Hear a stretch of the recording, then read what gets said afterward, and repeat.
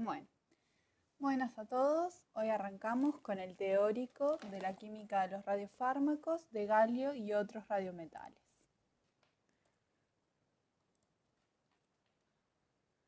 Los temas que vamos a tratar hoy van a ser, vamos a ver las distintas características del galio, qué radioisótopos se usan en radiofarmacia, el galio 68, que es el más utilizado, vamos a ver cómo se produce, cuál es la estrategia para diseñar los distintos radiofármacos y qué radiofármacos hay que se puedan utilizar. Después vamos a ver del indio, cobre, itrio y lutecio, las características químicas de todos ellos y ejemplos de radiofármacos.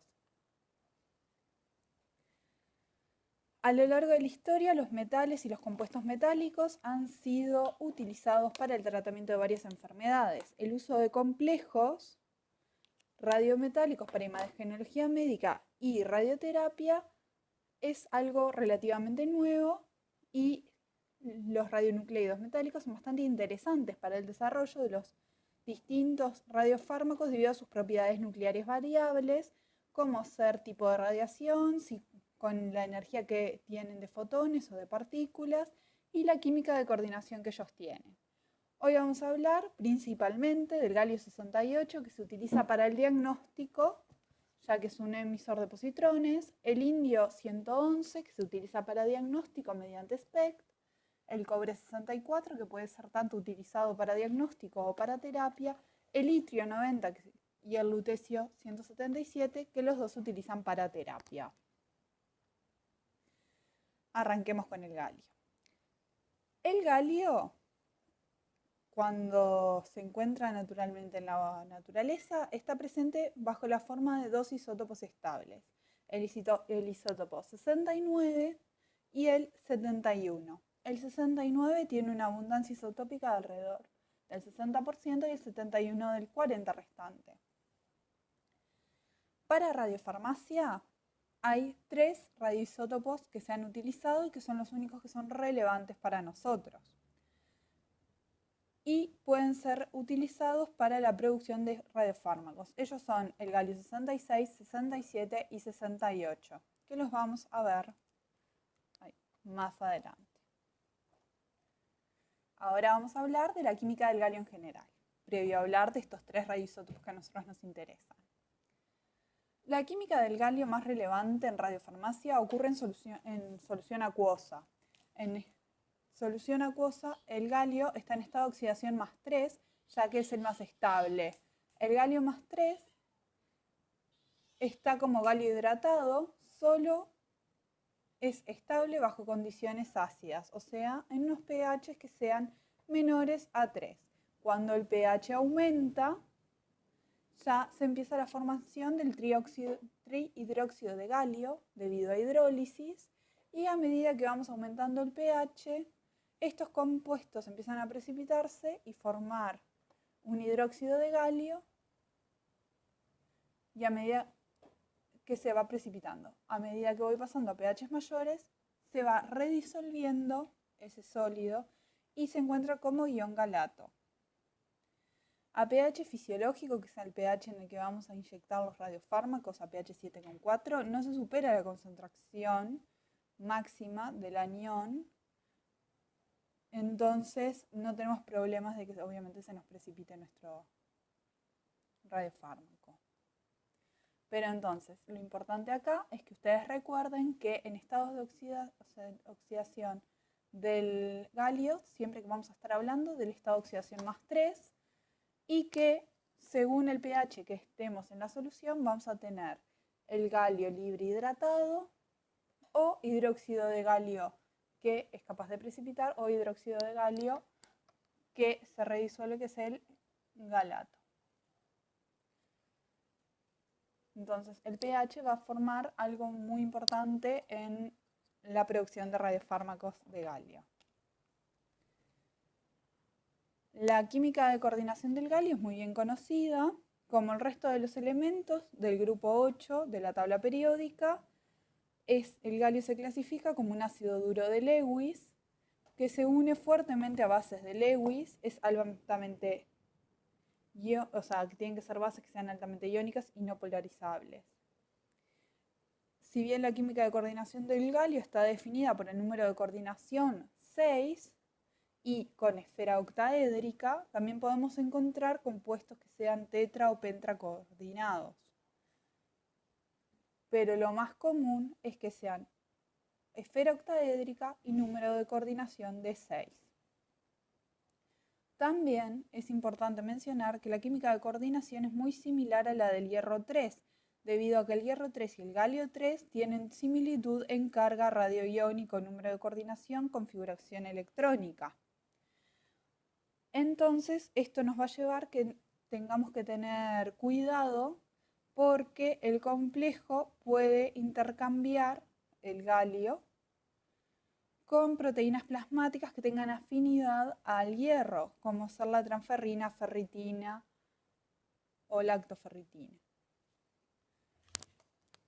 Habíamos dicho que el galio era un ácido duro de Lewis y por ende prefería las bases duras de Lewis.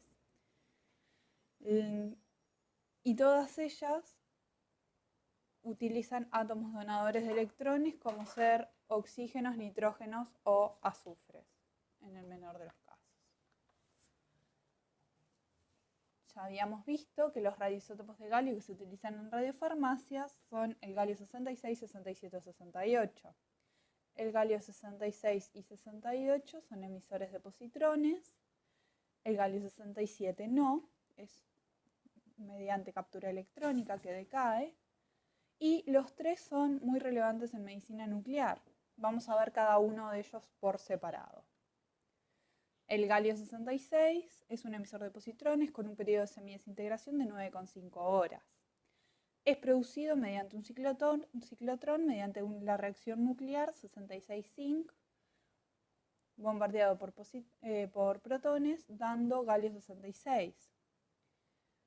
Como ustedes verán, no es tan ampliamente utilizado como otros radionucleidos de galio, debido a que su periodo de semidesintegración es bastante largo para ser un emisor de positrones. La producción se debe hacer en un ciclotrón y el periodo de semidesintegración hace que la distribución del mismo no sea tan posible por las 9,5 horas. Y además los positrones que emite son de alta energía. Entonces, si bien el galio 66 es atractivo para realizar imágenes tumorales por ese periodo de semidesintegración de 9,5 horas, el galio 68 resultó siendo mucho más interesante para todo esto debido a sus propiedades que ya lo vamos a ver. El galio 67 es un emisor gamma porque decae por captura electrónica, tiene 3 gamas con 93, 185 y 300 kiloelectronvolts cada una de ellas, un periodo de semidesintegración de 3,24 días y se utiliza principalmente para SPECT. La producción se realiza mediante ciclotrón a través de bombardeo protónico con un blanco enriquecido de galio 68. Tiene un periodo de semidesintegración que es bastante largo, como ustedes ven es 3,24 días, entonces esto permite que pueda ser producido y distribuido a distintas áreas geográficas, lo cual fue toda una ventaja y por eso fue utilizado hace varios años. Y acá vemos el ejemplo de para qué se utilizaba el galio 67. Hace más de 30 años ha sido utilizado bajo la forma química de citrato de galio. El citrato de galio se utilizaba para obtener imágenes de sitios de infección e inflamación o a veces también de tumores. Los estudios mostraban que luego de administrar intravenoso el galio en la forma de galiocitrato, ese galio se unía a las proteínas que tenían sitios de unión por el hierro, como habíamos visto, por sus similitudes entre el hierro y el galio, como la transferrina, ferritina o lactoferrina, y obviamente esas proteínas estaban en mayores concentraciones en sitios donde había infección, inflamación o tumor. Entonces se iban acumulando en esos sitios. Entonces nosotros cuando tomábamos una imagen podíamos ver qué sitios había más radiofármaco que coincidía con esos sitios donde estaban esas patologías. se comenzó a utilizar en el 69, se administraba intravenosa, se tomaba una imagen como la que tienen acá en el costado derecho y donde ven la marquita negra son los sitios donde se ve la mayor captación de ese galiocitrato. O sea que lo utilizaban como que era un análogo del hierro, gracias a ese intercambio que se producía entre el hierro en las proteínas y el galio que nosotros administramos en el radiofármaco. Este radiofármaco se fue dejando de usar, cada vez se utiliza menos, aunque sigue todavía siendo un poco utilizado, debido a que hay otros que son capaces de ver los sitios de inflamación, infección o tumores con imágenes de mejores características, pero fue muy importante en su tiempo. Del que vamos a hablar más en todo el día de hoy es del galio 68. ¿Y por qué? Porque es un radiofármaco, un radionucleido, que decae mediante emisión de positrones principalmente, en un 89%, y con un periodo de semidesintegración de 68 minutos. Es producido por generador y esto permite de que tengamos amplia disponibilidad de este radiofármaco en los distintos centros de medicina nuclear. Entonces hace que sea disponible para poderlo utilizar.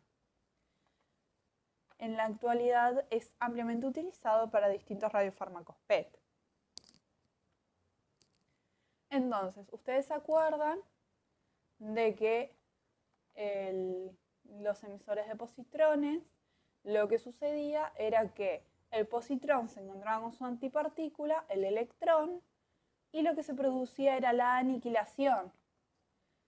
Esa aniquilación produce dos rayos gamma de 511 kiloelectronvolts, los cuales pueden ser detectados por un sistema de detectores que luego, mediante procesamiento informático, me pueden generar una imagen reconstituida de dónde es que mi radiofármaco está siendo captado.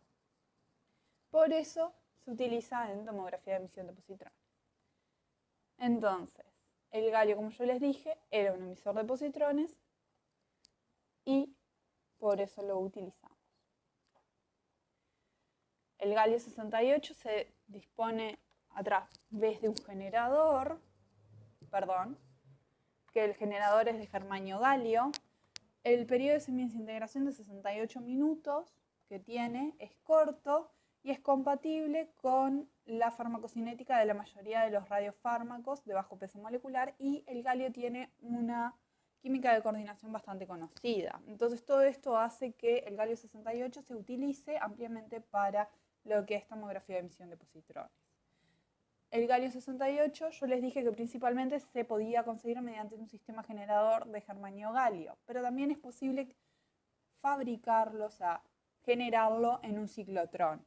Esta forma de obtener galio es como más reciente, la están probando en varios centros y parece ser muy novedosa. Quizás en un futuro tengamos galio 68 producido mediante ciclotrones y no mediante generadores, pero el generador viene funcionando hace muchos años y funciona muy bien.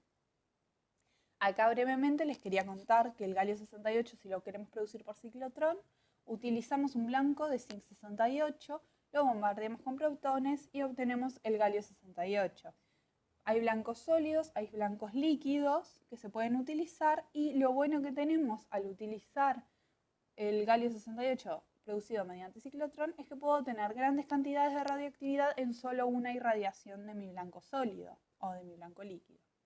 Entonces puedo hacer muchos más pacientes en un día de trabajo, lo cual con el generador a veces me puedo ver un poco limitada debido a la cantidad de pacientes que yo puedo hacer por día por la cantidad de galio que yo puedo sacar un día del generador.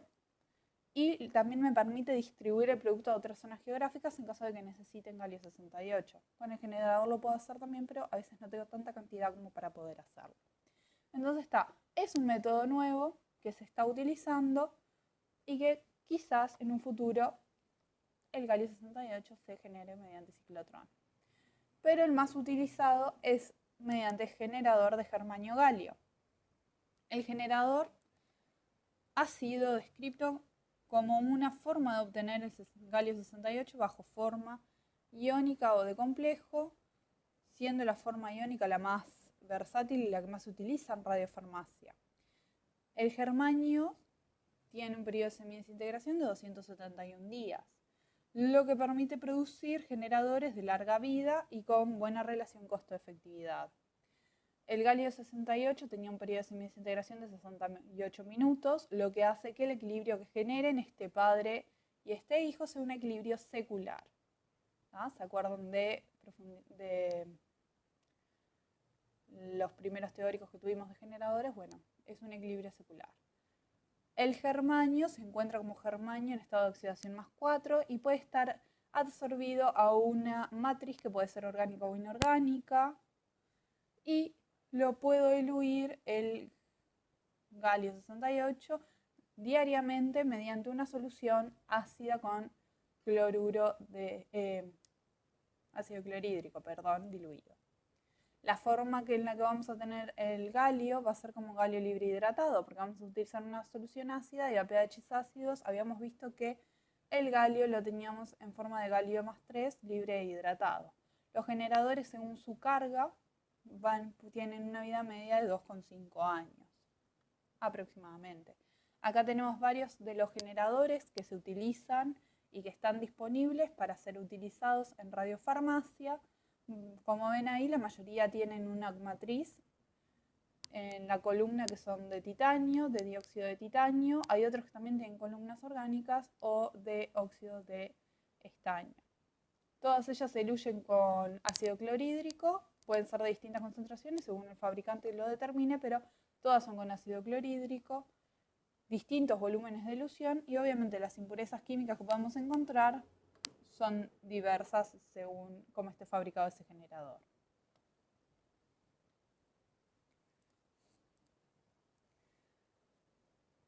Hay generadores que pueden tener problemas de baja concentración de galio, o a medida que pasa el tiempo, que vamos utilizando el generador, que van pasando los años, pueden ir bajando la concentración del galio que yo voy obteniendo y yo necesitar que ese galio esté un poco más concentrado para poder utilizar. O bien puede ser que hayan contaminantes u otros iones que yo no quiera que estén presentes y que me bajen el rendimiento de mi marcación. Entonces, para poder evitar eso, existen métodos de purificación y concentración del eluido. El método que presentamos acá está basado en que las soluciones de hidróxido de ácido clorhídrico, el galio forma complejos con el anión cloruro, formando estos aniones que vemos acá. Los complejos que se forman son fuertemente absorbidos por una resina de intercambio aniónico, y estos aniones quedan absorbidos, pero las impurezas no. Entonces las impurezas, como por ejemplo otros metales como el aluminio, el indio, no se llegan a absorber, y cuando yo paso agua desionizada por la resina de intercambio aniónico, lo que sucede es que se diluye el galio que estaba retenido en esa solución. Entonces yo lo que puedo hacer es purificar, porque elimino todas esas impurezas de mi eluido, y a su vez concentrar el eluido, porque yo puedo variar, según mis necesidades, la cantidad de agua desionizada que yo voy a utilizar para poder eluir ese galio +3. Entonces, puedo recoger más del 90% de la actividad en un volumen bastante chico, por ejemplo, en un volumen de 200 microlitros. Entonces, esto es muy favorable para cuando yo necesito marcar una molécula con alta actividad específica o que necesito tener alta actividad para poder hacer mi marcación. Entonces, esta es una estrategia que se utiliza en la práctica, que puede ser utilizada cuando el generador ya ha pasado mucho tiempo mientras que lo estoy usando, que tengo concentraciones de galio que no están siendo lo suficientemente altas como yo debería estar usando para mis marcaciones. Para el desarrollo de los distintos radiofármacos de galio hay una estrategia que se utiliza, que es la del pendant approach. Se basa en la utilización de estructuras moleculares capaces de coordinar el metal por medio de grupos donadores de electrones que sean capaces y que hagan que me quelen, o sea, que me coordinen a mi galio. Y a su vez, que tener grupos que se unan a mi biomolécula. Entonces ahí yo tengo un agente bifuncional, un agente que sea capaz de coordinar a mi metal, que en este caso va a ser el galio, y a su vez tenga grupos que se unan a la biomolécula que yo quiero marcar. ¿Ah? Por eso agente bifuncional. Esta estrategia se llama pendant approach, es muy importante en radiofarmacia y especialmente en los radiofármacos de galio, y los otros que vamos a ver también van a ver que usan esta estrategia. El agente bifuncional, además del agente quelante, lo que puede tener es un espaciador o linker que con el fin de separar la región que se utiliza como agente quelante, como unidad quelante, de la biomolécula, porque a veces puede haber interferencias que me disminuyan la actividad de la biomolécula en sí, entonces capaz que yo variando el tamaño de ese espaciador, yo puedo hacer que se interfiera menos con la biomolécula hace su labor, se une y no pierde actividad para, por ejemplo, unirse a cierto receptor o unirse a cierta proteína o lo que sea, y sigo manteniendo la unidad quelante uniéndose al galio. Hay distintos agentes bifuncionales que sirven para el galio y obviamente estos pueden ser polidentados y pueden tener, por ejemplo, cadena abierta o cadena cerrada. La mayoría que se utilizan para galio son hexadentados, o sea que tengo 6 átomos que van a coordinar a mi galio.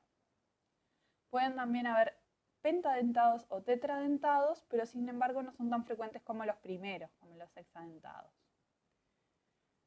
Y también tenemos agentes quelantes de cadena abierta o cadena cerrada o cíclicos, que ahora los vamos a ver. Los agentes bifuncionales de cadena abierta, los que más se han utilizado son el DTPA, que es el ácido dietil triaminopentacético, o el EDTA, que es el ácido etildiaminotetracético. Ambos dos son agentes bifuncionales de cadena abierta, lineares, que han sido empleados para la marcación de distintas biomoléculas, con galio, con indio, con itrio. Sin embargo, tienen un problema. Tienen un problema de baja estabilidad in vivo e in vitro, la cual ha sido relacionada con la tendencia de que estos complejos tienen disociación in vivo. O sea que in vivo dejan de quelar a mi galio, lo sueltan y eso no es lo que nosotros queremos. Como pueden ver, como habíamos visto, el galio era un ácido duro de Lewis y por ende le gustaba ser coordinado por nitrógenos u oxígenos. Entonces acá ustedes pueden ver que el DTPA tengo 3 nitrógenos capaces de coordinar a mi galio y van a ser 3 oxígenos, los cuales coordinen a mi galio también, quedando como un ligando hexadentado. Y en el caso del EDTA tenemos 2 nitrógenos y van a ser 4 oxígenos los que van a terminar de coordinar a mi galio. Como habíamos dicho, el problema que tenemos con ellos es la baja estabilidad in vivo e in vitro. Este problema no lo tenemos con los agentes bifuncionales cíclicos.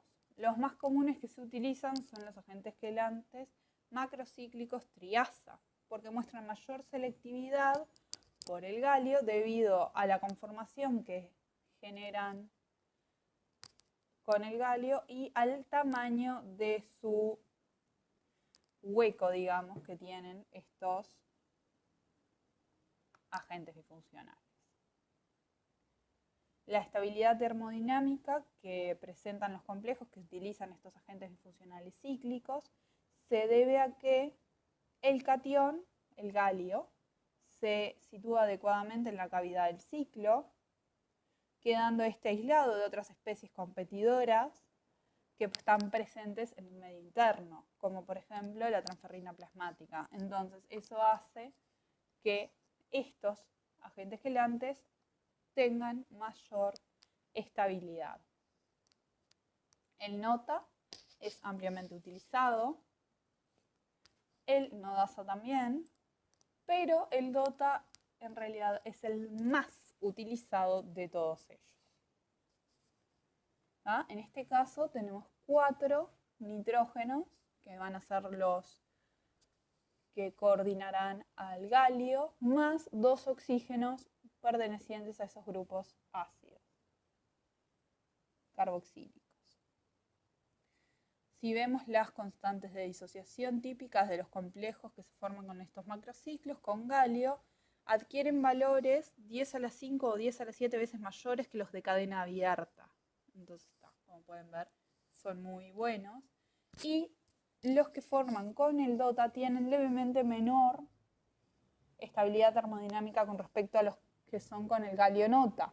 Eso se debe a las dimensiones de la cavidad. Vieron que la cavidad del nota, por tener 3 nitrógenos, no 4 como en este caso en el DOTA, era un levemente más chica. Esta cavidad, la del DOTA, es levemente más grande. Pero sin embargo, en la práctica, todos los complejos que se forman con el galio DOTA son muy buenos, muy estables y ampliamente utilizados en la clínica. O sea que la mayoría que vamos a ver van a ser radiofármacos que tengan DOTA en su estructura. Para la marcación con galio tenemos que tener distintos factores en cuenta. Por ejemplo, si la marcación va a ser directa o indirecta, automatizada o manual, si vamos a tener presencia de buffer, qué buffer va a ser que usemos, o estabilizadores, a qué temperatura vamos a realizar la marcación, ya que con la temperatura lo que se puede hacer es hacer que la reacción suceda más rápido, y estamos teniendo, por ejemplo, en el caso del galio 68, un periodo de semidesintegración de 68 minutos, por lo cual tiene que ser bastante rápida la marcación para que no decaiga ese radiofármaco que nosotros vamos a marcar. ¿Qué método de calentamiento vamos a utilizar? Si vamos a utilizar algún precursor, si vamos a utilizar un eluido que es nuevo, que es más viejo, cuánta cantidad vamos a usar del mismo.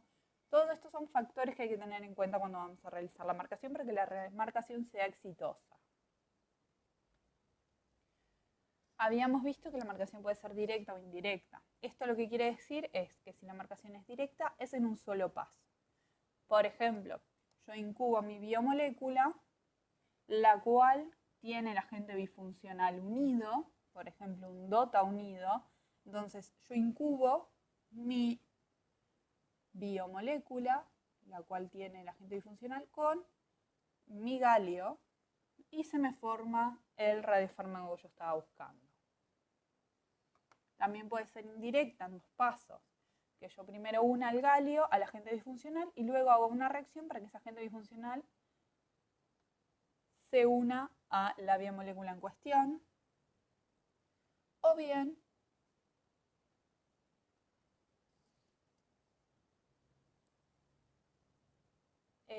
puedo incubar también la biomolécula y ver qué es lo que sucede.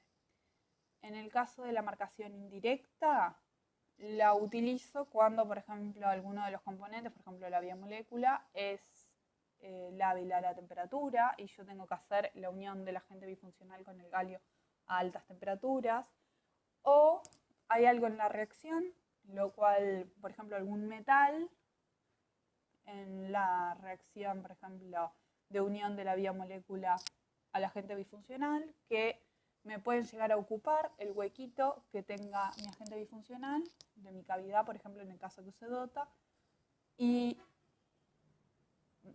no la pueda llevar a cabo, entonces ya pongo el agente bifuncional unido al galio previo a hacer la marcación. Entonces, estas son todo cosas que hay que tener en cuenta de las distintas condiciones de reacción. Las dos son válidas, las dos se pueden llevar a cabo. La marcación puede ser manual o automatizada. Manual es si hay un operario que realiza toda la marcación, y automatizada cuando yo utilizo un módulo de síntesis. Un módulo de síntesis es un sistema equipado con distintos componentes, los cuales bajo el control de un ordenador pueden realizar de forma automática una serie de procesos de síntesis orgánicas o inorgánicas y que terminen en la marcación de mi molécula. Acá en la imagen ven un sistema que se llama el sistema Galea, que consiste en un módulo en el cual se conecta un cassette dirigido por un software instalado en una PC que está siendo utilizada en el mismo laboratorio. Acá tenemos imagen del cassette del módulo automático de síntesis. Es una estructura plástica el cassette que tiene distintas válvulas, jeringas, tubos, conexiones y distintos viales con los reactivos necesarios para realizar la síntesis. Por ejemplo, hay conexiones hacia los desechos, hacia el vial de reacción, el vial donde se coloca el producto final y distintas soluciones y reactivos que yo vaya a utilizar. Los módulos de síntesis son utilizados, por ejemplo, en lugares que tenemos varias producciones de radiofármaco y como el galio 68 es un emisor de positrones, queremos cuidar a los operarios para que no estén expuestos a tanta cantidad de radiación por día de trabajo, porque es un trabajador ocupacionalmente expuesto. Entonces utilizan módulos automáticos de síntesis para disminuir todo el tiempo que el operador tiene que estar operando y para también disminuir que pueda suceder algún error, la posibilidad de error. Ahí se ve cómo se ve en la computadora todo lo que va sucediendo en el módulo de síntesis. Tiene un dibujito del módulo de síntesis y acá les va saliendo qué es lo que está haciendo en cada uno de los pasos. También habíamos dicho que el pH era importante en las marcaciones debido a que a distintos pHs tengo el galio en distinta forma química. Entonces, puedo utilizar distintos agentes estabilizantes, puedo utilizar buffer para asegurarme que mi galio esté en la forma que lo voy a necesitar, que va a ser en galio libre hidratado, que va a ser la forma en la que yo voy a poder unir ese galio a mi agente bifuncional. Si el galio ya me queda en forma de hidróxido, ya no es posible poder realizar marcaciones. O sea que entre pH 3, 7 o mayor a 7 se me estaría complicando poder realizar las marcaciones. Usualmente las marcaciones con galio se dan un pH 3, 4, 5, que son pHs que es posible trabajar con el galio libre hidratado y que estos se unan a mi agente bifuncional. También tenemos que tener en cuenta la temperatura y el modo en el que yo voy a calentar en caso de que utilice temperatura. Las marcaciones a temperatura ambiente necesitan largos periodos de incubación y resultan en bajos rendimientos de reacción. Por ende, la mayoría de las reacciones se realizan a temperatura elevada. Ya puede ser utilizando calentamiento convencional o utilizando microondas. Cuando se utiliza microondas, se acorta el tiempo de reacción. Y eso es algo muy deseable, por ejemplo, con el galio 68, ya que yo necesito que el tiempo sea mínimo porque se está decayendo mi radionucleido con un periodo de semidesintegración de 68 minutos. Entonces, si yo utilizo microondas, acorto esos tiempos, incremento el rendimiento, genero menos productos secundarios porque no estoy calentando esa reacción tanto tiempo, que también me pueden descomponer mi biomolécula, y voy a aumentar la reproducibilidad de las marcaciones. Lo que tiene el calentamiento mediante microondas es que la muestra se calienta desde su interior más uniformemente en todos los puntos, lo que resulta en un calentamiento más rápido que el calentamiento convencional, que es de las paredes hacia adentro.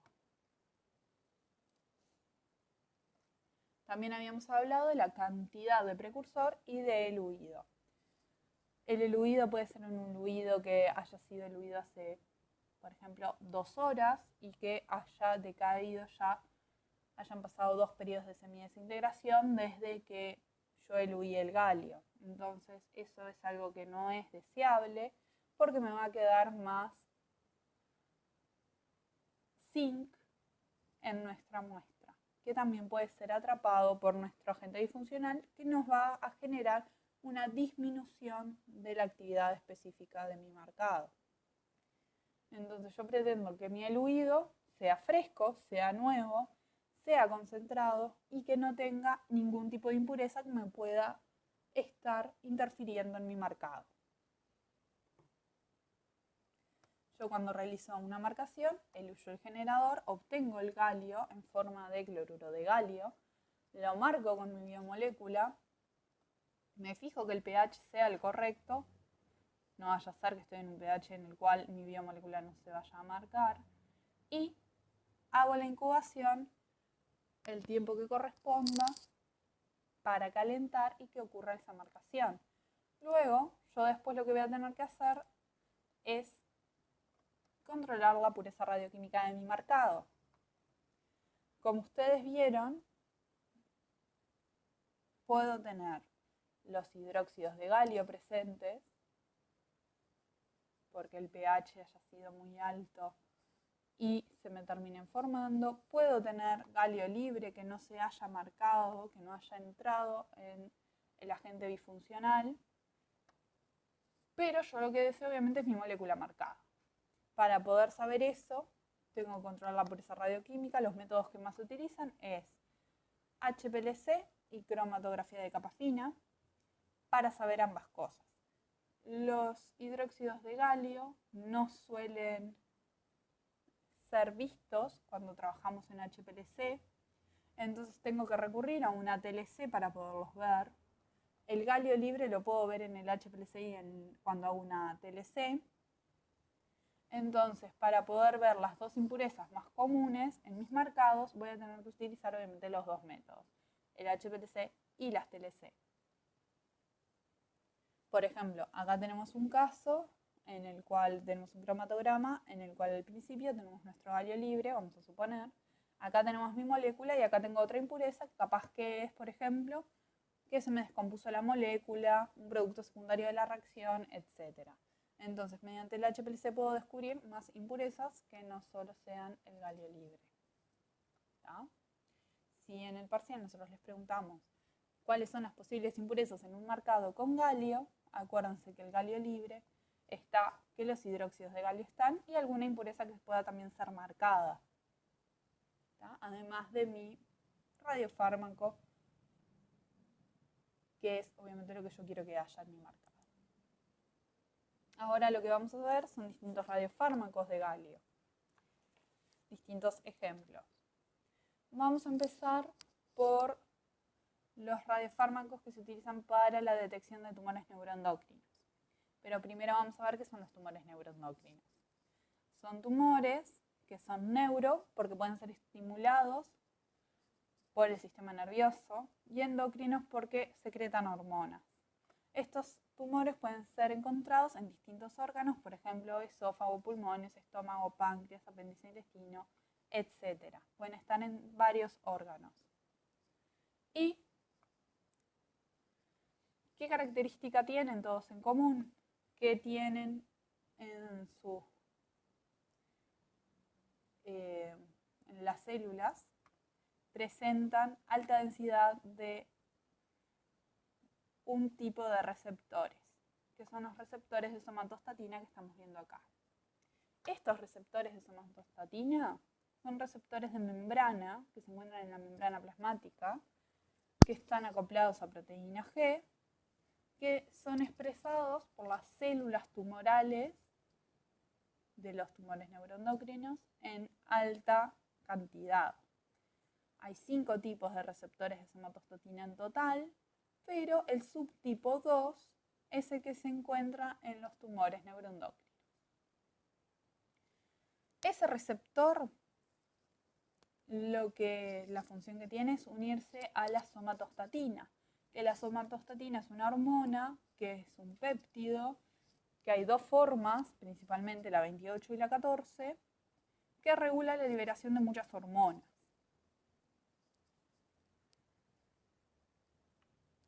Entonces, lo que se pensó fue generar distintos análogos, distintas moléculas parecidas a la somatostatina que sean capaces de unirse a esos receptores que están sobreexpresados en los tumores neuroendocrinos para poder detectar esta enfermedad. Entonces lo que hicieron fue generar péptidos más cortos que el original, pero que tuvieran la secuencia, la parte que fuera activa, la parte que se une al receptor de somatostatina. Entonces acá, en la primera parte de la imagen, acá arriba tienen la proteína entera, la de 28 aminoácidos. Pero esta parte que está acá, la parte cíclica, es la parte que se une al receptor. Entonces es la más importante de ellas. Y se ha visto que el triptófano y la lisina que están presentes en esa partecita del péptido es la que se une al receptor en sí. Entonces se han generado varios péptidos análogos a este, que es la somatostatina, de 28 aminoácidos, manteniendo estos 4 aminoácidos o modificándolos levemente para que se unan a los receptores de somatostatina. Y de ahí se generó el octreotide, el nareotide y el vapreotide. Estos 3 péptidos son análogos de la somatostatina que pueden ser marcados con distintos metales para poder detectar estos tumores neuroendocrinos. Por ejemplo, el más utilizado de ellos, el octreotide, vemos que la secuencia es muy similar a la secuencia del análogo de la somatostatina, lo único que en vez de aminoácidos L, tiene aminoácidos D para que no puedan ser degradados por las distintas enzimas presentes en el plasma. Entonces aumenta la vida media en el plasma de estos pequeños péptidos. Vemos que tiene la fenilalanina, el triptófano, que en vez de ser un L-triptófano cambia a ser un D-triptófano, la lisina y la treonina conserva estos 4 aminoácidos con una leve modificación. Y mantiene el puente de disulfuro entre las dos cisteínas que generan que el péptido sea un péptido cíclico, lo cual ayuda a que se una al receptor de somatostatina. ¿No? Como pueden ver, todos mantienen esos 2 aminoácidos, como habíamos dicho. Ese es el más común. Entonces vamos a ver el primer análogo de somatostatina marcado que vamos a ver hoy, que es el DOTA-TOC. ¿Qué es el DOTA-TOC? Es el agente bifuncional DOTA unido a ese péptido de octreotide que estábamos viendo recién. Es esta molécula que ustedes tienen acá abajo en la diapositiva. Como pueden reconocer, acá ven el DOTA. Y estos son los aminoácidos que habíamos visto formando el octreotide. Y vemos acá el puente disulfuro haciendo que este péptido sea un péptido cíclico. Entonces, esta molécula se une a los receptores de somatostatina que están sobreexpresados en los tumores neuroendocrinos a los receptores tipo 2. Esta molécula se puede marcar ya sea con galio o con indio, ya que el agente bifuncional sirve para estos 2 metales y puede ser utilizado para la detección de tumores neuroendocrinos. Acá tenemos otros derivados de la somatostatina que han sido marcados con distintos radionucleidos, también presentan DOTA como agente bifuncional. Se han desarrollado varios de ellos, pero el más con mejores resultados es el que vimos anteriormente. El galio también ha sido utilizado para la detección de cáncer de próstata. Y entonces lo que vamos a ver es el 68 galio PSMA11, así se llama nuestro radiofármaco. ¿Qué es el PSMA? Es el antígeno prostático específico de membrana, que ese antígeno se encuentra presente en las membranas celulares de las células prostáticas. Cuando hay cáncer de próstata, ese PSMA está aumentado. Hay más PSMA fuera en la membrana plasmática de las células. El PSMA es una enzima, es una glucoproteína transmembrana tipo 2, zinc metaloproteasa, que lo que hace es escindir una fracción de la glutamina de un folato. El PSMA se expresa en bajos niveles en la superficie de la mayoría de las células prostáticas, pero cuando hay cáncer de próstata se sobreexpresa, o sea que tenemos alto nivel de esta proteína. Entonces, acá por ejemplo tenemos el PSMA, esto es la membrana celular, y el galio PSMA se une a esta parte de la proteína. Esta sería la parte que está sobre la parte de afuera de la célula y esta es la parte intracelular. Y acá lo que tienen escrito son otros ejemplos de otras moléculas que también sirven para detectar cáncer de próstata que se han investigado. Entonces, como habíamos dicho, todas las moléculas que teníamos que se marcaban con galio, usábamos el pendant approach como estrategia, en el cual teníamos la biomolécula, el espaciador y el galio unido por una unidad quelante. En este caso, nuestra biomolécula es esta parte de acá, es el ligando, lo que se une al PSMA, que lo que tenemos es un glutamato, una urea y una lisina. Tenemos un linker, que en este caso es una lisina. Y acá tenemos el agente bifuncional, que en este caso es un agente bifuncional lineal, no es cíclico. Y acá tienen el nombre de cómo se llama ese agente bifuncional. Es un derivado del ácido diacético. Este PSMA11 tiene muy buenos resultados. Acá, por ejemplo, vemos 3 imágenes de 3 personas con distintas cargas tumorales que se les dio 68 galio PSMA11 y lo que podemos ver es que en las zonas donde está en negro son las zonas en las cuales capta el radiofármaco. El primer paciente tiene baja carga tumoral, vemos que en la parte de las glándulas salivales vemos negrito, es porque tenemos PSMA también en las glándulas salivales, entonces suele unir los radiofármacos derivados de PSMA en las glándulas salivales, entonces casi siempre vemos este patrón en las imágenes. Vemos los riñones porque se va a excretar vía renal y vemos acá unas manchitas que son la parte del tumor. En una persona que tiene una carga tumoral un poco mayor que la anterior, vemos otros puntitos negros que se van detectando. Y en la tercera imagen tenemos una persona con alta carga tumoral y podemos ver que hay metástasis en varios lugares. Todos los puntitos negros es metástasis donde hay tumor en esta persona.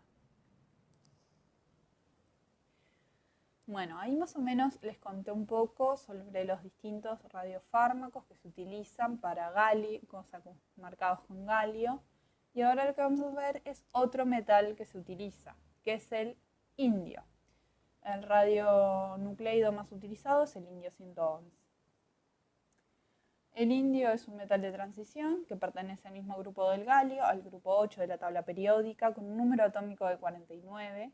El radioisótopo del indio 111 es el más utilizado en medicina nuclear. Es un emisor gamma, también decae mediante captura electrónica en menor proporción. Y tiene un periodo de semidesintegración de 2,8 días. Y se utilizó bastante en SPECT, debido a que decae con gamma. Es producido mediante ciclotrón y posee la ventaja de, como tiene un periodo de semidesintegración largo, permite que yo pueda distribuir este radionucleido a distintos lugares, a distintas zonas geográficas. Su producción se realiza mediante una reacción nuclear con 111 cadmio, lo bombardeo con protones y me da el 111 indio, seguida por una purificación que tengo que hacer por solvente, intercambio iónico o una combinación de ambas. El indio posee otros radioisótopos que pueden ser utilizados en medicina nuclear, el indio 114 metastable y el indio 113 metastable. El indio 114 metastable decae por fotones gamma a indio 114, el cual a su vez decae por emisión de partículas beta menos a 114 estaño. También es posible utilizar el 113 metastable indio, que es un emisor gamma puro, y que tuvo gran uso, o sea, se utilizó bastante en la década de los 70 porque se podía disponer de él mediante generador. Pero todo esto, o sea, el indio 114 y el 113 tienen un uso muy limitado, ya que como se dispone de mayor cantidad de indio 111 y es más fácil disponer del indio 111, se utiliza mucho más que cualquiera de los dos. Dado que este metal pertenece a la misma familia que el galio, ambos metales, el galio y el indio, comparten características de su química en solución acuosa y en la química de coordinación. El indio existe como un ion hexaacuo únicamente bajo condiciones de pH ácidas por debajo de pH 3. Sufre procesos de hidrólisis por encima de pH 4, al igual que el galio, como habíamos visto, formando los hidróxidos de, en este caso, indio, cuando no tenemos ningún tipo de agente estabilizante. Se genera el trihidróxido de indio, que es insoluble. Es un metal con comportamiento anfotérico. También se puede generar como habíamos visto, el galato, el ion galato. En este caso también se puede formar con el indio, el análogo. La química de coordinación también es un ácido duro de Lewis. También le gusta unirse a los donadores de electrones, como los nitrógenos que están presentes en las aminas o los oxígenos de grupos carboxilatos. Y también comparte con el hierro muchas similitudes en cuanto a sus propiedades químicas, por lo que los complejos de indio también podrían sufrir intercambio con el metal con proteínas bajo el medio biológico.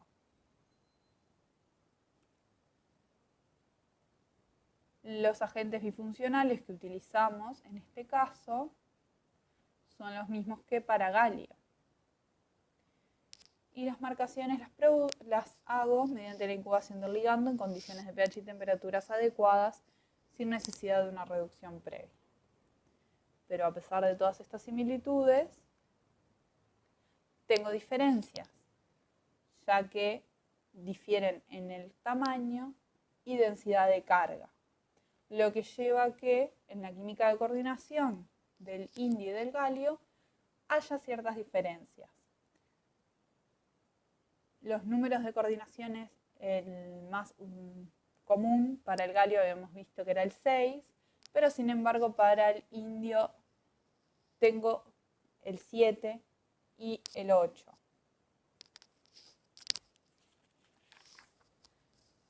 Entonces, el radio iónico del indio, 3, es de 0,92 Armstrong. Los complejos pueden ser heptacoordinados u octacoordinados. Entonces, si yo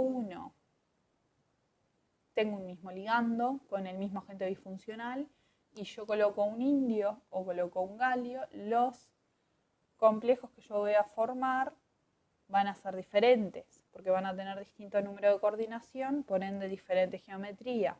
Esto me puede llevar a que tengan distinto comportamiento biológico. Tenemos un ejemplo que es el galio-Dotatoc y el indio-Dotatoc. El indio-Dotatoc tiene menor captación tumoral, mayor captación renal que el mismo complejo cuando se utiliza con galio, o sea que el galio-Dotatoc tiene mejores resultados con respecto al indio-Dotatoc.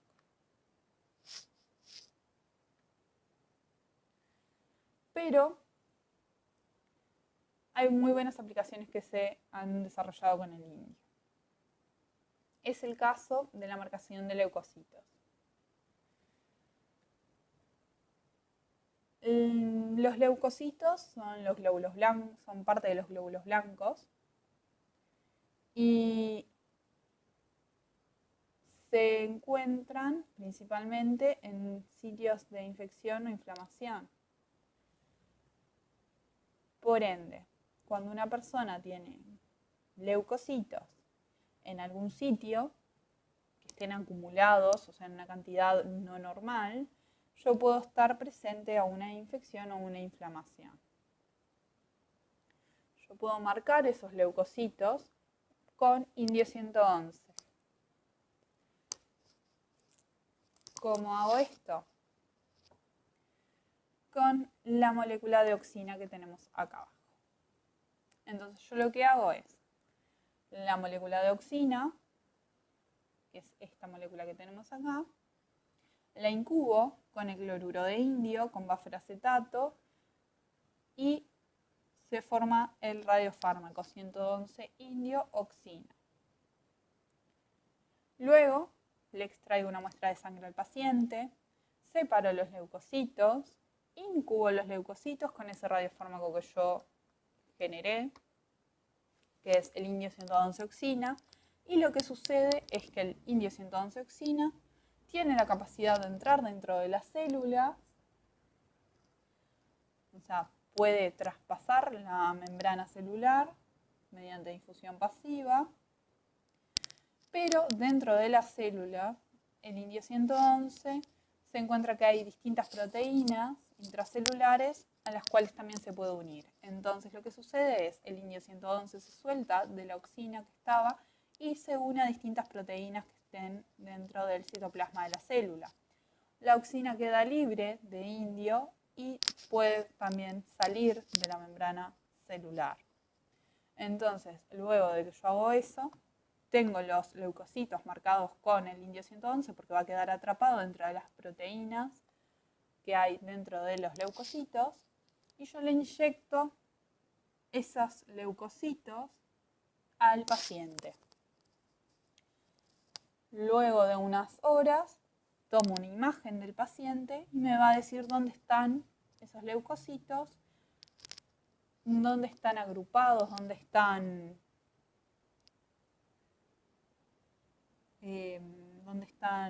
se fueron, digamos, en ese cuerpo del paciente, que obviamente van a ser sitios de infección e inflamación. Entonces yo mediante esas imágenes puedo saber dónde el paciente tiene alguno de estos problemas. Este radiofármaco es muy útil para detectar sitios de infección, especialmente en esos pacientes que no tienen una respuesta, o sea, que no se sabe muy bien dónde están las infecciones, que tienen infecciones ocultas. Entonces, este método es muy útil para esos casos.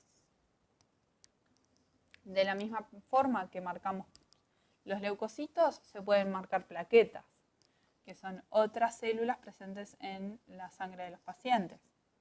Entonces, extraigo la sangre, separo plaquetas, tengo el radiofármaco que es el 111 oxina, los incubo, la oxina unida al indio entra dentro de las células, el indio se une a las proteínas, deja de unirse a la oxina, me queda retenido dentro de las células. Entonces yo lo que hago es inyecto todas esas plaquetas marcadas dentro del paciente de vuelta. ¿Y para qué hago esto? En este caso no quiero ver ni infección ni inflamación. Las plaquetas, como ustedes saben, son células que están encargadas de todo lo que es la coagulación de los pacientes. Entonces, en este caso yo lo que voy a querer saber es si el paciente tiene algún problema plaquetario que lo lleve a tener problemas en la coagulación de la sangre. Entonces, por ejemplo, puedo diferenciar una trombocitopenia, que por ejemplo, esto es una disminución del número de plaquetas en sangre, de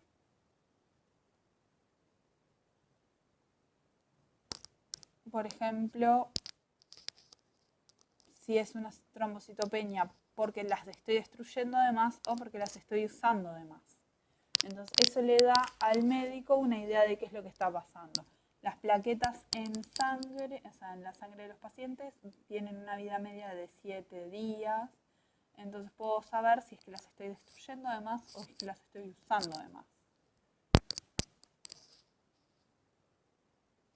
Para esto lo que hago es, luego de varios días, le voy sacando muestras al paciente de sangre y voy viendo la concentración de ese radiofármaco en la sangre del paciente. Si se mantiene igual durante 7 días o si me baja drásticamente. Si me baja drásticamente es que estoy destruyendo cantidad de plaquetas más rápido de lo que yo debería. Entonces ahí al médico le da una idea de qué es lo que está pasando. El indio también se utilizó para marcar anticuerpos. Un ejemplo de esto es el indio prostacint, que es una inmunoglobulina, un anticuerpo IgG murino, que tiene como blanco el PSMA que habíamos visto previamente con el galio PSMA, que era el antígeno prostático de membrana. Este anticuerpo está conjugado con un DTPA. ¿Se acuerdan? El DTPA era un agente bifuncional de cadena abierta. El DTPA se une al anticuerpo y me coordina al indio. Entonces, ¿para qué se utiliza el 111 indio prostacint? Se utiliza para que luego que está confirmado que un paciente tiene cáncer de próstata, ver cuánto es el avance de la enfermedad en ese paciente. O sea, me puede decir si tiene metástasis, si no tiene metástasis, si está solamente en la próstata, y así el médico puede decidir qué tipo de tratamiento va a realizar. Entonces, esta técnica me permite determinar si hay metástasis en otras regiones del cuerpo.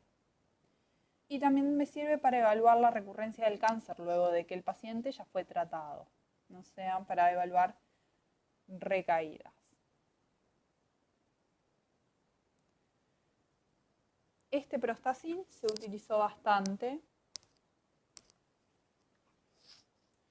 También tenemos el Octreoscan. ¿Se acuerdan los tumores neuroendocrinos que yo les dije que íbamos a ver varios ejemplos de ellos? Bueno, también se han marcado esos péptidos que habíamos visto, como el octreotide, que era un análogo de la somatostatina, con indio, utilizando como agente quelante el DTPA.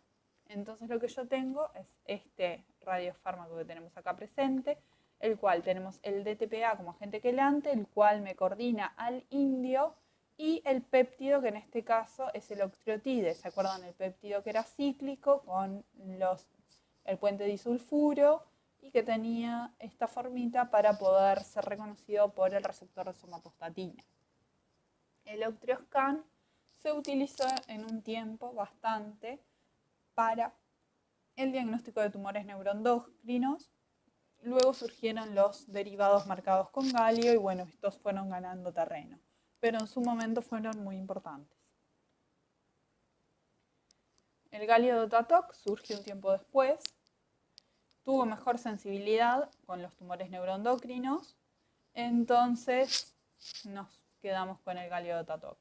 Vieron acá tenemos una imagen de un paciente con galio Dotatoc y el mismo paciente con indio DTPA octreotide, o sea con el Octreoscan que habíamos visto, y como pueden ver con el galio Dotatoc veo mucho más puntitos negros en distintos lugares y más pequeños con respecto al Octreoscan, lo que quiere decir es que tiene mayor sensibilidad. O sea, veo tumores neuroendocrinos que no veo con el otro radiofármaco, que son más pequeños, entonces le da mucha más información al clínico de lo que está sucediendo.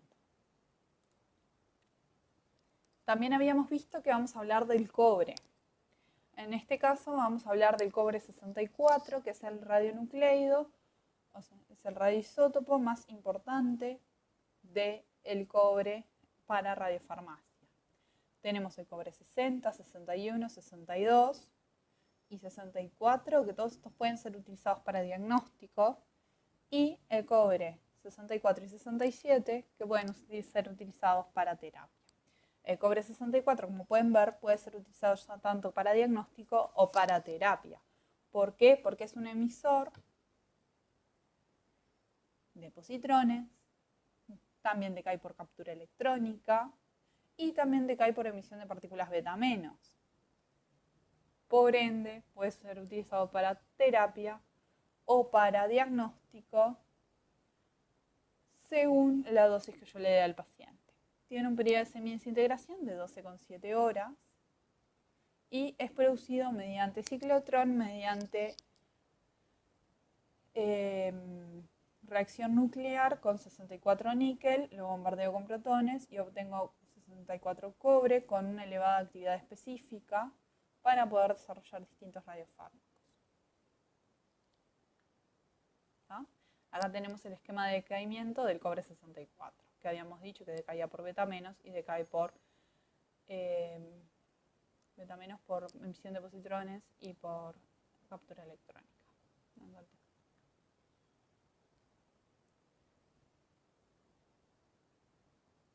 La química del cobre en solución acuosa se restringe a dos estados de oxidación, al cobre 1 y al cobre 2.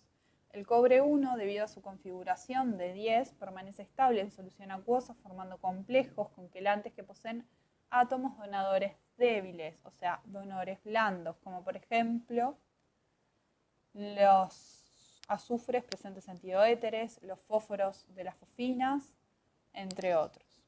La geometría suele ser tetraédrica y el número de coordinación 4. En cambio, el cobre 2 posee una configuración electrónica de 9, lo que hace que sus complejos sean más lábiles a la disociación. Y se han diseñado agentes bifuncionales macrocíclicos que permiten formar con el cobre 2 complejos de elevada estabilidad termodinámica y cinética. En este caso, el número de coordinación, que es generalmente 4, también puede ser 5 o 6. Cuando es 4, estamos hablando de una geometría planar, aunque también se observan complejos de, por ejemplo, si tenemos número de coordinación 5, que pueden tener una geometría piramidal cuadrada. O si tenemos de número de coordinación 6, tenemos una geometría octaédrica deformada.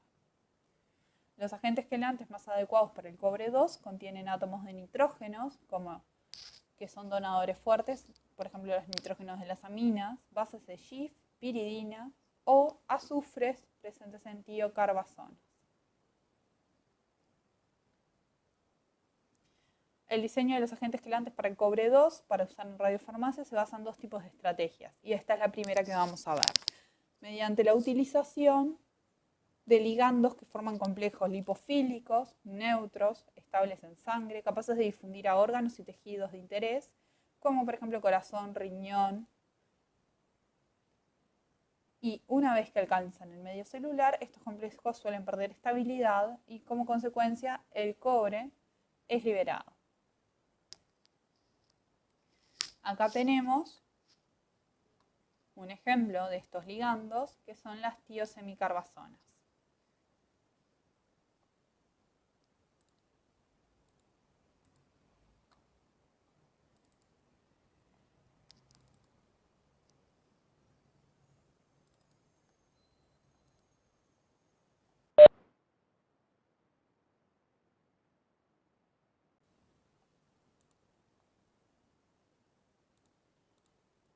Bueno, como estábamos viendo, para los agentes quelantes del cobre, una de las estrategias era formar estos ligandos para capaces de coordinar el cobre y que además fueran lipofílicos, neutros, estables en sangre y con la capacidad de atravesar las barreras de las membranas. Estos ligandos se llaman tiosemicarbazonas y eran complejos poco estables en el medio celular, pero servían para evaluar el flujo sanguíneo en los distintos tejidos cuando eran marcados con cobre. Acá donde dicen estas R's era que según qué grupo ponían ahí, qué tiosemicarbaçona era. O sea, habían hecho una variedad de tiosemicarbazonas para poder utilizar.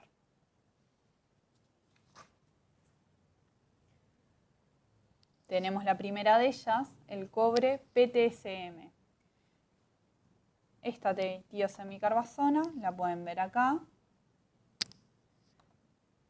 Tenía la ventaja que fue el primer complejo de cobre que se aplicó clínicamente. Era retenido por varios tejidos, como habíamos visto, cerebro y corazón, los principales de ellos. Y esa retención estaba dada porque en los tejidos se daba una reducción de cobre 2 a cobre 1 por distintos grupos tioles presentes adentro del medio celular, por ejemplo en el glutatión. Entonces ahí lo que sucedía era que ese cobre quedaba retenido dentro de la célula. Entonces, este radiofármaco se utilizó para evaluar el flujo sanguíneo en varios órganos. También se desarrolló el cobre ATSM. También es una tiosemicarbazona, pero lo que se vio era que esta tiosemicarbazona no era retenida al igual que el cobre PTCM. Tenía la misma capacidad de atravesar membranas celulares, pero no era retenida en cerebro y en corazón como habían visto con el cobre PTCM. Entonces también es una molécula lipofílica capaz de atravesar membranas, pero no queda retenida en los mismos lugares que quedaba en la anterior. ¿Y por qué es esto? Debido a que tenía un potencial de reducción más negativo que el cobre PTCM, era capaz de sufrir procesos de reducción intracelular en las mitocondrias de células en estados de hipoxia. O sea, el cobre ATSM no es reducido en condiciones de células normales. Esto lleva a que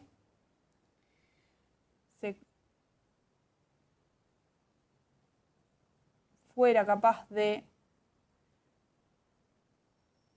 utilizarse este agente en vez de para medir flujo sanguíneo, como habíamos visto el cobre PTCM, que se utilizara para otro uso, que era para evaluar las células en estado de hipoxia. Esta nueva tiosemicarbazona se convirtió en un agente potencial para el diagnóstico de hipoxia en distintos tejidos y en tumores. El tejido hipóxico es considerado un importante blanco para el diagnóstico de isquemia cerebral y cardíaca, y así como otros tejidos, por ejemplo, tumores hipóxicos. Los tumores sólidos, a veces dentro de ellos se encuentran regiones que son hipóxicas, o sea, regiones donde no llega la suficiente irrigación sanguínea como para que tengan una cantidad de oxígeno suficiente, y esas zonas son las más difíciles de que lleguen los distintos fármacos de la quimioterapia convencional, porque obviamente hay poca irrigación sanguínea, entonces hace que esos lugares sean resistentes a la quimioterapia y resistentes a la radioterapia externa. Entonces esos lugares suelen ser los más complicados para tratar. Entonces este cobre ATCM se volvió el agente para estudiar este tipo de enfermedades.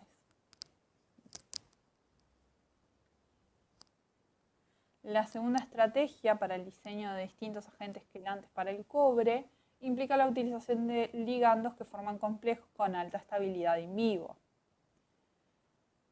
Esta estabilidad tiene que ser estabilidad termodinámica alta y cinética alta, que bajo condiciones fisiológicas, cuando el radiofármaco se encuentra expuesto a altas concentraciones de otros agentes quelantes biológicos que puedan competir por el cobre, no suelten ese cobre y lo mantengan dentro de su estructura. Esos agentes bifuncionales son macrociclos que se conjugan covalentemente a moléculas que se quieren marcar, o sea, son agentes disfuncionales como habíamos visto para el caso del galio.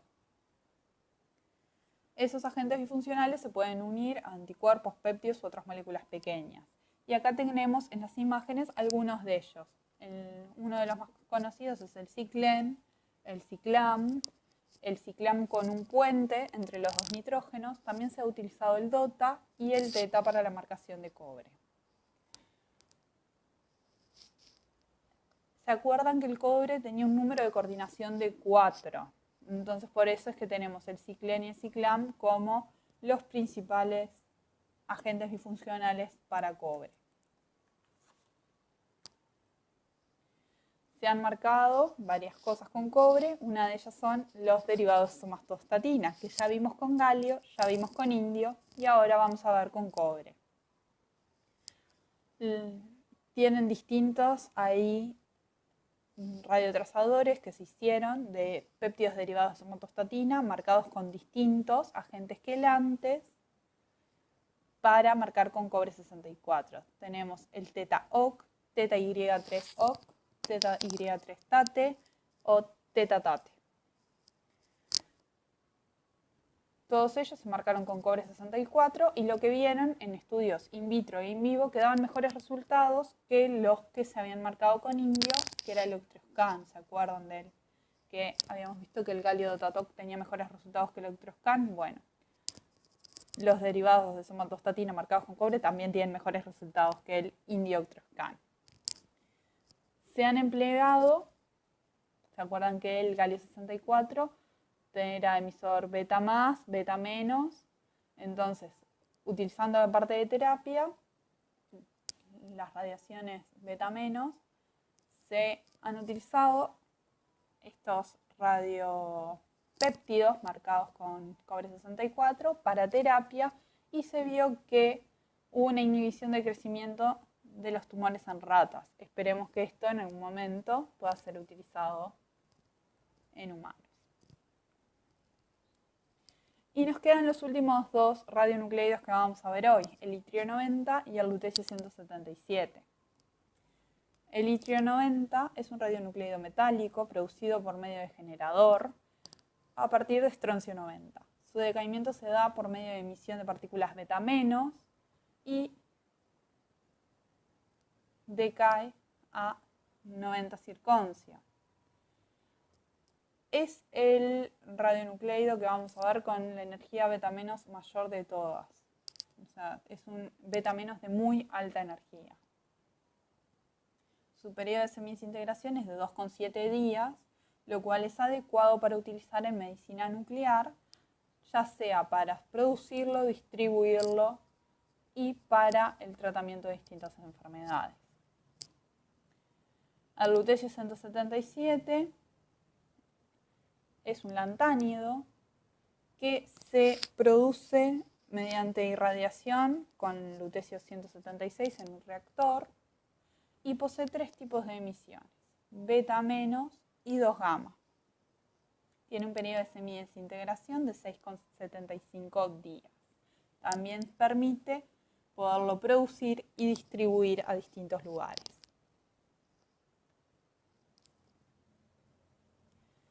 Debido a las similitudes que existen en la carga iónica, radio iónico, química de coordinación entre lo que son los lantánidos y el itrio se considera un pseudolantánido. Entonces los vamos a tratar a los dos metales juntos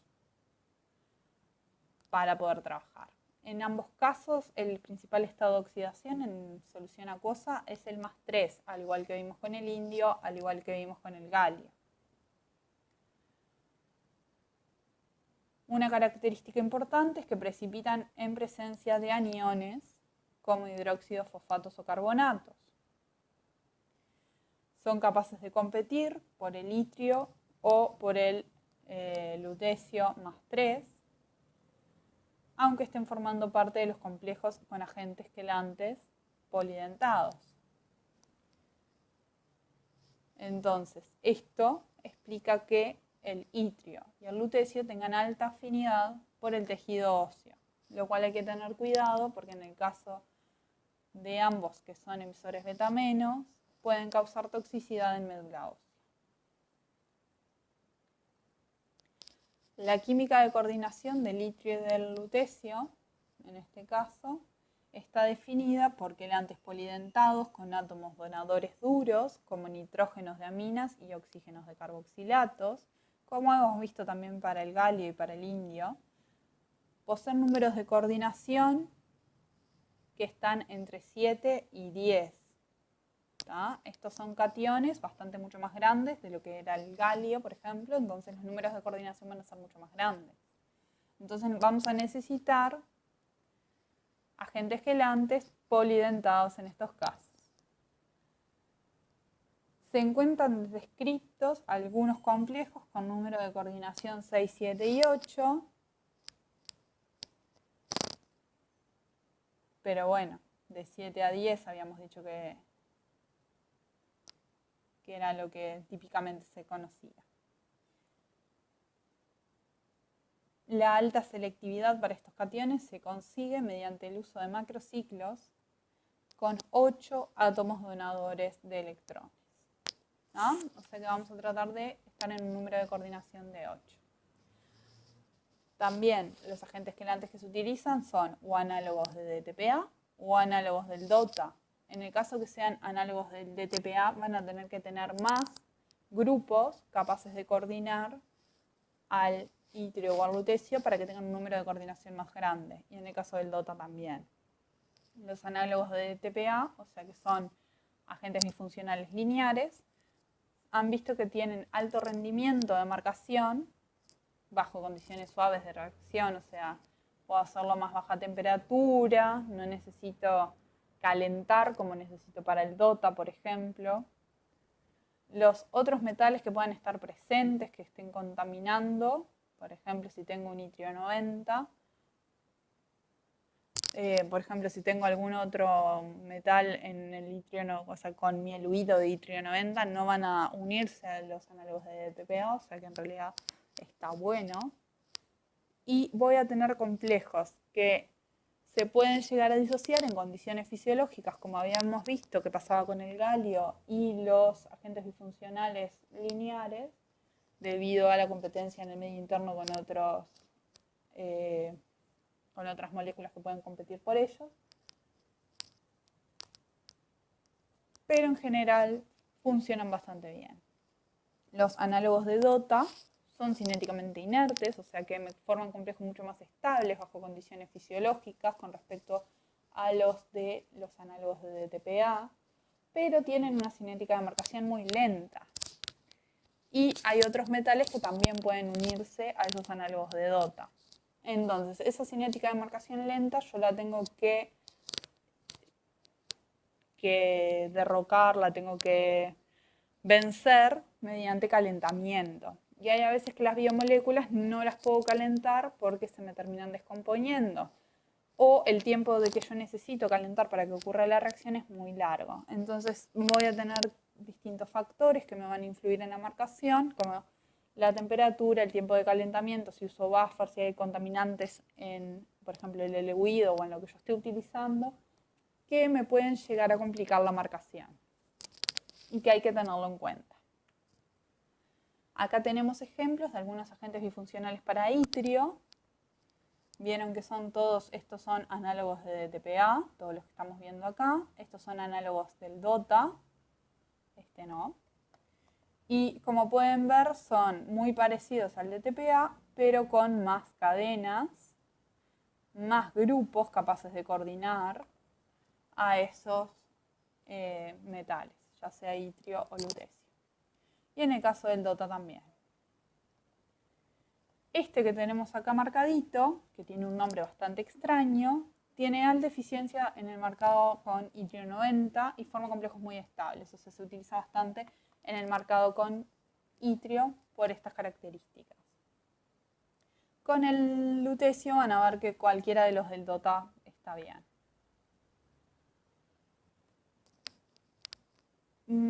Con respecto al itrio 90 y al indio 111, tenemos bastantes agentes bifuncionales que se han utilizado para las marcaciones entre ambos. El itrio 90 se utiliza para terapia porque era beta menos. Y el indio 111, ¿se acuerdan que emitía gamas? Entonces servía para lo que es diagnóstico. O sea, puedo tener imágenes. Entonces, vieron que los agentes bifuncionales que vimos para el itrio y los que vimos para el indio a veces son muy parecidos. Y los números de coordinación son más parecidos entre sí que con respecto al galio. Estamos entre números de coordinación de 7 y 10.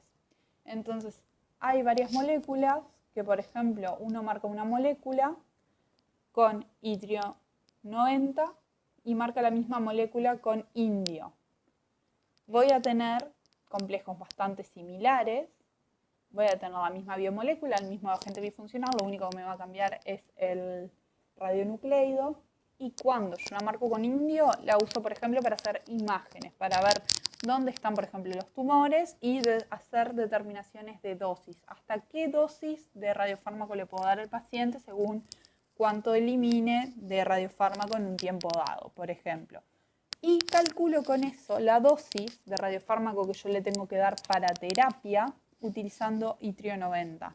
Entonces yo primero le hago una imagen con el indio 111, tomo datos y con eso puedo, por ejemplo, agarrar y ver qué dosis con el mismo radiofármaco le doy yo de itrio 90 para el tratamiento de una enfermedad dada. También vieron que tienen unos periodos de desintegración bastante parecidos. Uno es de 2,6 días, otro es 2,8, o sea, tienen bastantes características muy similares. A veces, la diferencia entre los radios de cada uno, los radios iónicos entre el itrio 90 y el indio 111, hace que tengan algunas diferencias estructurales que afectan los patrones de biodistribución. O sea, puede haber ciertas diferencias que hagan que los complejos no sean del todo iguales por el tamaño del catión, que se distribuyan en el cuerpo distinto, pero en la mayoría de los casos no sucede. Por eso es utilizar esa ventaja de utilizar el indio 111 para diagnóstico y el itrio 90 para terapia. El itrio 90 es beta menos puro, entonces no tiene ningún tipo de gamas. Entonces yo si le hago una terapia a esa persona, la única forma de saber cómo se está distribuyendo ese radiofármaco es si tomo muestras del paciente y las mido. Por ejemplo, tomo muestras de orina para calcular cómo lo va eliminando el radiofármaco.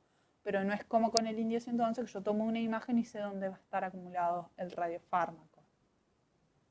Entonces, obtener las imágenes primero y hacer las determinaciones dosimétricas me sirve para después hacerle la terapia con la dosis correcta al paciente. Acá tenemos otra vez los derivados de somatostatina que como pueden ver con todos los radiofármacos, todos los radionucleidos los hemos visto. Y por ejemplo tenemos que hay con itrio y hay con lutecio. Con itrio y con lutecio los dos usan DOTA y usan péptidos bastante similares. Uno es el octreotide y el otro es el octreatate. Pero más o menos es lo mismo. Es el análogo de somatostatina unido al agente bifuncional, que es un derivado del DOTA, mucho más grande. Como pueden ver acá tiene un número de coordinación el itrio de 7. Y con el lutecio pasa lo mismo. En vez de acá con el itrio, tenemos un lutecio. Esto es un paciente previo a la terapia con los derivados de somatostatina y luego de 12 meses de terapia, ya en vez de tener todas esas marquitas negras que son sitios donde hay tumor neuroendocrino, ya van quedando muchas menos. Entonces, como podemos ver, la terapia con derivados de somatostatina marcados con radionucleidos emisores beta menos es muy provechosa. El itrio 90 también lo pueden ver que se utiliza para el marcado de anticuerpos. En este caso, en el ejemplo que tenemos, es un anticuerpo monoclonal anti-CD20. CD20 se llama el antígeno de membrana que tienen las células B. Las células B tienen varias proteínas de membrana que tienen distintos nombres, clúster de diferenciación. El número 20 se ha visto que está en mayor cantidad sobreexpresado en el caso de que los pacientes tengan linfoma no Hodgkin. Entonces, este anticuerpo monoclonal reconoce esa proteína sobre la superficie celular del linfocito B y lleva la radioactividad hacia esa célula que es tumoral. En este caso utiliza un agente bifuncional derivado del DTPA, en el cual acá vemos cómo el itrio está coordinado por 3 nitrógenos y 5 oxígenos, o sea, tiene un número de coordinación de 8. Ese análogo de DTPA se le llama tioxetán y es un análogo de DTPA que a su vez se une al anticuerpo monoclonal. Cuando se marca con itrio 90 se utiliza para el tratamiento del linfoma no Hodgkin y cuando se marca con indio 111 lo que se hace son estudios diagnósticos de biodistribución o de dosimetría previo al tratamiento con itrio 90. El lutecio, por ejemplo, se ha ganado bastante notoriedad últimamente porque es un muy buen radionucleido que se puede utilizar para el tratamiento, y acá tenemos el ejemplo de cáncer de próstata. Tenemos acá el radiofármaco que se utiliza, que es el PSMA 617. ¿Se acuerdan el PSMA11 que les mostré para galio? Bueno, este es algo similar. Tiene la misma parte de la molécula que se une al PSMA, tiene un linker levemente distinto y un agente disfuncional que en este caso es un DOTA. Acá es donde va el lutecio 177. Este PSMA 617 se usa para el tratamiento de cáncer de próstata cuando este cáncer de próstata ya está metastizado, o sea que ha generado metástasis en distintos órganos, no solo en la próstata, y que es resistente a la castración hormonal. O sea que cuando yo le hago una castración hormonal, no obtengo buenos resultados, o sea que el cáncer sigue creciendo y desperdigándose por el cuerpo del paciente. Entonces acá tenemos distintos ejemplos de pacientes previo al tratamiento y posterior al tratamiento con distintas dosis de lutecio 177, PSMA 617. Todos esos puntitos rojos es donde hay tumor. Y acá vemos cómo queda el paciente luego de varias dosis de este radiofármaco. Entonces, como pueden ver, es muy exitoso. Esta ha sido una imagen muy revolucionaria en lo que es la medicina nuclear y cada vez se utiliza más este lutecio 177 PSMA 617 con muy buenos resultados. Bueno, muchas gracias por su atención.